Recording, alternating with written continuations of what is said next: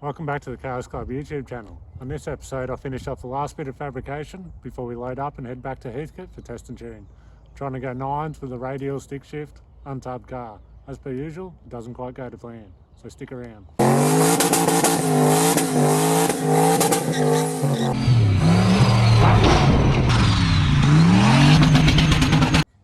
So last episode, I just about got done finishing the replacement for these standard dial control arms.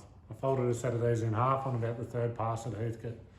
So after 7 months of hold-ups, lockdowns, a lot of work and a lot of money, a couple more things to finish off, and then it's time to head back and try again. So I've just picked up my cast aluminium spring perches. Just used the Commodore top rubber for a mould. Gonna bore that out in the lathe, face it off, put a bolt hole through it, straight on top of my control arm, should be good. Can get them CNC done, but I don't need multiple of them just yet, so this will do for the prototype. Right, yeah, I think I mentioned I was going to clean these up in the lathe about 25 times, so that's one done. Drop a bolt in, bang, should do the job. On to the next one. So I've got my perches all cleaned up, got them all bolted in, springs in. Once they're sitting in place, the angles get a bit better. It's obviously hanging down a fair way now. They look pretty good. It's all pretty big chromoly plate underneath them, so they're not going to go anywhere. So what I like about these is you don't have to get custom made springs. And by rights, you should be able to straight swap these in and not have any change in ride height at all. So straight replacement, just stronger and lighter. That's the plan. I guess next I'm going to have to look at bracing all this sort of stuff up, because something's going to give next. Apparently this could be on the cards, which could destroy this, which would be very bad. So anyway, one thing at a time, we're getting there. So last time at the track I noticed I hit 30 psi oil pressure at about 5,500 RPM. Starts to run out a bit when it starts pulling a few G's. So just dissected the oil filter, gone over it, looks pretty good. It's not full of bearing material, so I might have got away with it. So I've upped the oil this time. Hopefully that sorts out. That last lot of oil did, what to do, dyno session and just Heathcote for the weekend. So cheap insurance, I'll just change it anyway and running this new on oil. I noticed last time that the in the log the oil pressure got down a bit when it was top of second and third. So this time I'm going to go 5 litres plus another 1 at least. It's got an oil cooler and lines, all that jazz. So we'll go overfull a little bit with it and see if that helps solve that issue. Keen as, itching to get back there, not much left to go now. Let's make it 6.5 litres for good luck. I have a feeling that the side effects of low oil pressure is going to be a lot worse than too much oil. So I thought, since the car's been sitting around for a fair while, I might chuck a fresh set of plugs in it. Doesn't hurt, especially on E85, everything likes to get gummed up. But LS Turbo Life, just to do that, I had to pull all my dump pipe and that off to get in there. It just makes it easier. It's usually not too bad a job, but because I changed the exhaust to get rid of that exhaust leak, it's all stuck in there that tight. I had a prick of a time. So thinking about putting a V-band in here, so if I stop on the side of the road or if I end up doing drag challenge or something, I can just unbolt it, rip that section out, maybe weld up that, piss that slip joint off. So it's just one of those things, you commit to things and then put so much work into it all, you're like, hard to know what to do. You start again or not. But same as my manifold pretty much. I'm getting tired of all this. Look how filthy it is. It's all been sitting for so long. This plug was always really tight to get at, and you get lead problems. So what do? Do I start fresh, make a whole new manifold?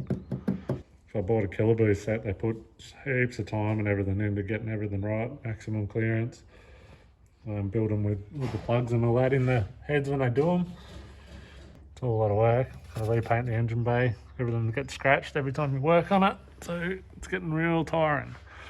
But anyway, I've got getting these plugs in. I've been running in the past these NGK PR EFS, and they've been doing the job fine. They look fine actually. You really didn't need to change them, they would have been no worries. I've got these V-Power NGK racing plugs, got them 20 thou, which is I think how they come anyway from the box by the look of it. Chuck them in, just put my cleaned injectors back in, try and get it all back together. Getting real sick of working on this thing. I just wish I was driving a lot more, but it's still locked down, so what do you do?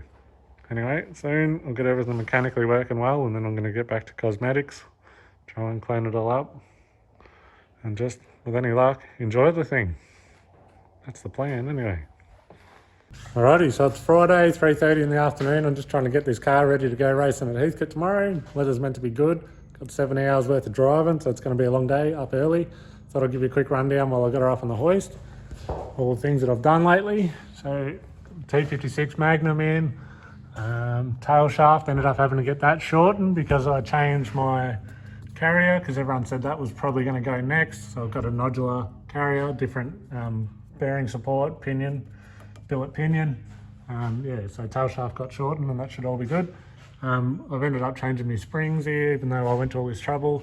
I've got some stock Commodore ones for the time being, and I've professionally lowered them to get it sitting down a bit lower and they're nice and soft. So I'm going to try and get these Mazda 929 springs or something if I can, so it's all the same as factory, and that should be good. I've just noticed though, got this rubbing issue up here on the spring perch now for some reason, so mate's going to rip a adjustable panhard rod out of his drift car for me, and that'll be awesome. I've ended up making up a stainless steel muffler, which when you drive along, it's that quiet, it's awesome. It's like driving a stock car. Once things aren't vibrating, it's all pretty happy. So the valves and that working awesome. Really happy with how that's turned out, so it's good.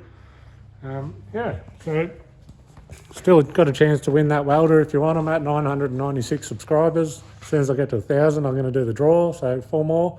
All you got to do is comment TIG under this video. Stay tuned and I'll see you from the track. Alrighty, so we've made it down to Heathcote, 3.5 hour trip.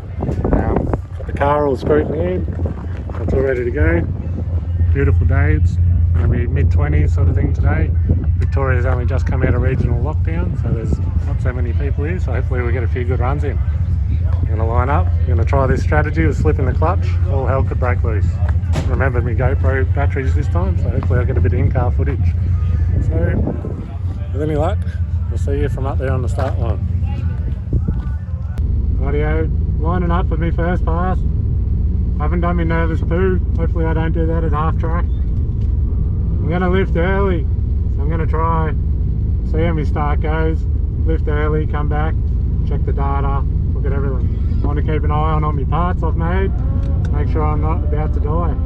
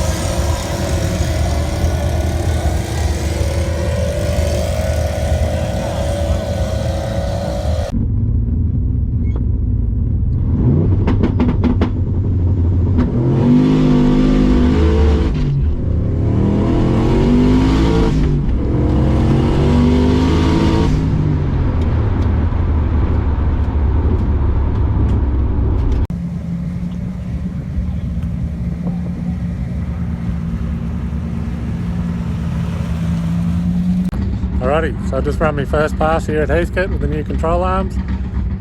Turned it all down a bit, so I was a bit slower off the launch than before because I had the RPM turned down 4,000 RPM from 4,200 on the 2-step, so I bumped that back up.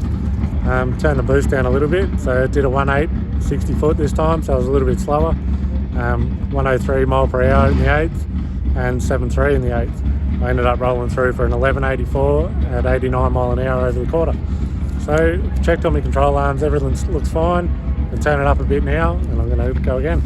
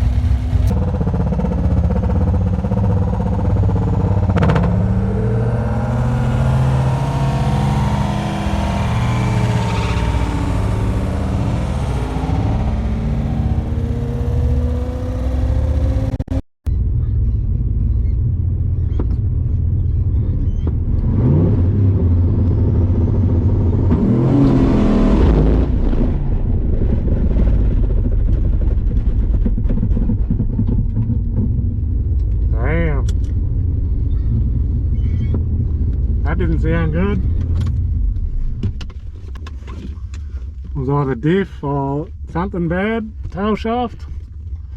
Let's go have a look. Well, familiar sight. I try and stand by everything I do, and like I always say, it's either going to succeed or fail. And sadly, after all that trip and all that work, it failed. So, no good. I'm going to go back and start again. One thing I'm excited about is the output shaft of the gearbox is still spinning. I'm thinking it must have smashed the CV in the centre. So hopefully getting that tail shaft shortened will save the gearbox. If that's broken again, that'll be very disappointing. Oh well. What do you do? Early end of Heathcote, September 11th, 2021. Should be right. We'll fix it and come back. Well, we got it all loaded up and we're going to head back. That sucks, but it is what it is. You get that on the big jobs. Everyone does so. If you're going to run manual radial cars, get ready to break some stuff. Banana. Hopefully, gearbox is all good. So, back to the drawing board, literally. Anyway, you'll get that on those big jobs, so don't forget to subscribe. Hopefully I'm over 1,000 by the time you're watching this. Do that well to give away. I'll see you on the next one.